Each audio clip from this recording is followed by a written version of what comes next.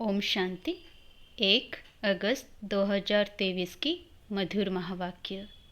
मीठे बच्चे, माया की पीड़ा से बचने के लिए बाप की शरण में आ जाओ। ईश्वर की शरण में आने से 21 जन्म के लिए माया के बंधन से छूट जाएंगे। प्रश्न: तुम बच्चे किस पुरुषार्थ से मंदिर लायक पूजनीय बन जाते हो? उत्तर: मंदिर लायक पूजनीय बनने के लिए भूतों से बचने का पुरुषार्थ करो। कभी भी किसी भूत की प्रवेशता नहीं होनी चाहिए। जब किसी में भूत देखो, कोई क्रोध करता है या मोह के वश हो जाता है तो उससे किनारा कर लो। पवित्र रहने की स्वयं से प्रतिज्ञा करो। सच्ची सच्ची राखी बांधो। गीत तुम्हारे बुलाने को जी चाहता है। ओम शांति। भक्त सदैव बुलाते हैं भगवान को। भगवान को परमपिता कहा जाता है। कहते हैं, हे पतित पावन परमपिता परमात्मा, आ करके हम बच्चों को पतित से पावन बनाओ। तो जरूर सब पतित ठहरे, क्योंकि रावण का राज्य है। 5 विकार सर्वव्यापी हैं। ऐसे नहीं कि सतयुग में भी 5 विकार सर्वव्यापक है। नहीं, उनको तो कहा जाता है संपूर्ण निर्विकारी दुनिया। यह है संपूर्ण विकारी दुनिया। भारत संपूर्ण निर्विकारी था, यह भूल गए हैं। मंदिरों में जाकर देवताओं की उपमा भी करते हैं कि आप सर्वगुण संपन्न संपूर्ण निर्विकारी हो। यहाँ संपूर्ण विकारी है, इसलिए बाप को बुलाते हैं। बाप आकर संपूर्ण विकारियों को शरण में लेते हैं। शरणागति होती है ना। अभी सब रिफ्यूजी है तो पुकारते हैं। आत्मा पुकारती है बाप को, बाबा हम आत्माएं बिल्कुल विकारी बन गई हैं, आप आकर निर्विकारी बनाओ। 1-2 को मारते रहते हैं, इसीलिए इन्हों को डेविल भी कहा जाता है। भारत डीटी वर्ल्ड था। मनुष्य यह नहीं जानते, बरोबर भारत देवी देवताओं की भूमि थी। वह राज्य करते थे, परंतु आधा कल्प से माया ने धीरे धीरे करके बिल्कुल ही पतित बना दिया है। इसलिए कहते हैं, अब हम पतितों को आकर शरण लो। अब तुमने आकर परमपिता परमात्मा की गोद ली है, भविष्य देवी देवता बनने के लिए। यह है ईश्वरीय गॉड फादरली मिशन। पतित को पावन अथवा कांटों को फूल बनाने की मिशन है। बच्चों का धंधा ही है परमपिता परमात्मा की मत पर कांटों को फूल बनाना, नर्कवासियों को स्वर्गवासी बनाना। तुम कहते हो ओ गॉड फादर, तो जरूर तुम उनको जानते हो ना। फिर ऐसे कह ना सके कि परमात्मा कहाँ है। अरे, आत्मा बोलती है ओ गॉड फादर। आत्माएं पुकारती हैं परमात्मा को। वह इन आँखों से देखने में नहीं आता, आत्मा भी देखने में नहीं आती। यह तो समझ की बात है ना। आत्मा ज्योति स्वरूप है, परमपिता परमात्मा का भी वही रूप है। बाप कहते हैं, तुम आत्मा का चोला छोड़ दूसरा लेती हो। तुम आत्मा अविनाशी हो, शरीर विनाशी है। आत्मा शरीर छोड़ती है, कहेंगे हमारा बाप मर गया, परंतु आत्मा मरती नहीं। आत्मा को बुलाते हैं, यह तुम अभी समझते हो। बाकी सारी दुनिया के मनुष्य मात्र बाप को बिल्कुल नहीं जानते हैं, इसीलिए आपस में कितना लड़ते झगड़ते रहते हैं। अभी मुसलों से पता नहीं क्या करेंगे। इन्हों को कहा जाता है डेविल्स। बाबा कहते हैं, मैं कोई ऐसी सृष्टि थोड़े ही रचता हूँ। बाबा तो स्वर्ग रचते हैं, स्वर्ग का मालिक बनाते हैं, तो जरूर बाप को आना पड़े ना। बाप कहते हैं, बच्चे मैं आया हूँ, जो पति दुखी हो गए हैं उनको सदा सुखी बनाने। वहाँ कोई ऐसे नहीं कहेंगे पतित पावन आओ या ओ गॉड फादर रहम करो। ऐसे कभी बुलाते नहीं है, क्योंकि है ही सुखी। दुख में सभी याद करते हैं, आत्मा ही याद करती है। शरीर के साथ सुख दुख होता है। शरीर नहीं है तो आत्मा सुख दुख से न्यारी है। बाप कहते हैं, मैं इनमें प्रवेश कर इनका नाम ब्रह्मा रखता हूँ। कई तो अच्छी रीति समझ लेते हैं, कई नहीं समझते हैं। तो समझा जाता है यह पावन दुनिया में चलने लायक नहीं है, इसलिए श्रीमत पर नहीं चलते हैं। यह है ही आसुरी रावण संप्रदाय। रावण को हर वर्ष जलाते हैं ना, यह निशानी है। हर वर्ष राखी भी बंधवाते हैं, क्योंकि पवित्र नहीं रहते।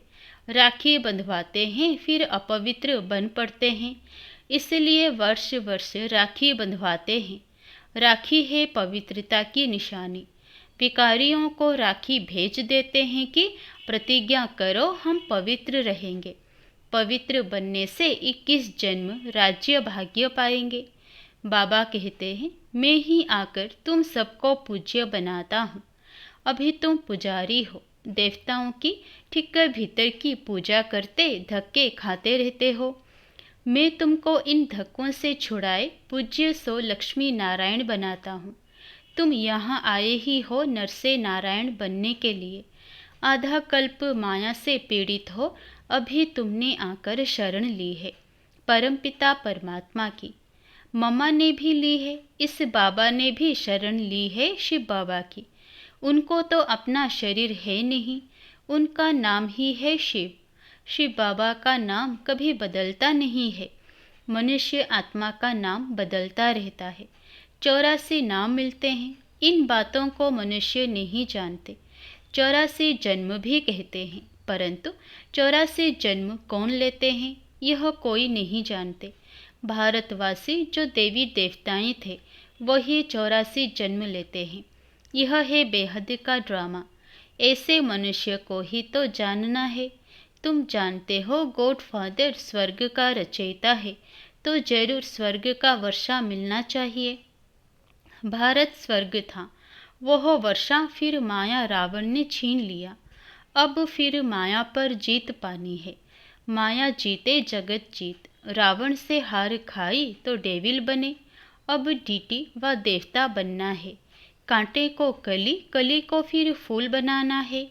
माया का तूफान आने से कलियां व फूल झड़ जाते हैं। माता पिता का बनकर फिर फारगती दे देते हैं। यह समझने की बात है ना। अंगे अखरे व तिथि तारीख सहित प्रूफ देकर समझाया जाता है। यह मनुष्य सृष्टि का उल्टा झाड़ है। बीज ऊपर में है। अब तो ओ गॉड फादर कह याद करते हैं ना। यह नॉलेज बड़ी भारी है समझने की। तुम बच्चे समझते हो, सब आत्माओं का जो बाप है उनको ही याद करते हैं। हम ब्रदर्स हैं, सबको बाप से वर्षा मिलना चाहिए। उनको ब्रदरहुड कहा जाता है। तुम हो भाई भाई, वर्षा मिलना है बाप से। बाप सबको सुख शांति का वर्षा देते हैं। बाप आकर टीचर रूप से पढ़ाते हैं, फिर सद्गुरु बन साथ ले जाते हैं। सत एक ही गॉड फादर को कहा जाता है। उनका यह है सत्संग। सत का संग तारे। अभी विनाश होना है, सबको शांति धाम सुख धाम जाना है। कहते हैं नैया मेरी पार लगाओ, हम विषय सागर में डूबे हुए हैं। तो बाप को आना पड़े शांति धाम सुख धाम ले जाने। आधा कल्प है सुख धाम, आधा कल्प है दुख धाम। यह भारत बिल्कुल ही पतित भोगी हो गया है। योगी नहीं कहेंगे। सतयुग त्रेता को कहा जाता है योगेश्वर का राज्य। श्री कृष्ण को योगेश्वर कहते हैं। ईश्वर के साथ योग लगाकर पद पाना है, सो तुम पा रहे हो। बाप कितना अच्छी रीति समझाते हैं। समझाने वाला है ज्ञान का सागर। मनुष्य ज्ञान सागर नहीं होता। यह बाबा अपने को ज्ञान सागर नहीं कहते। तुम अभी मास्टर ज्ञान सागर बन रहे हो। ज्ञान सागर से सारा ज्ञान हप कर लेते हो। जैसे टीचर द्वारा बैरिस्टरी का नॉलेज स्टूडेंट्स हप कर लेते हैं, फिर बैरिस्टर बन जाते हैं। तुम सारे ज्ञान सागर को हप कर लेते हो। सारा ज्ञान आ जाएगा, तब फिर तुम प्रारब्ध पा लेंगे। बाप निर्वाण धाम चले जाएंगे। तुम बच्चे नंबरवार पुरुषार्थ अनुसार वर्षा लेते हो। इस नॉलेज से तुम सो देवी देवता सदा सुखी बन जाते हो।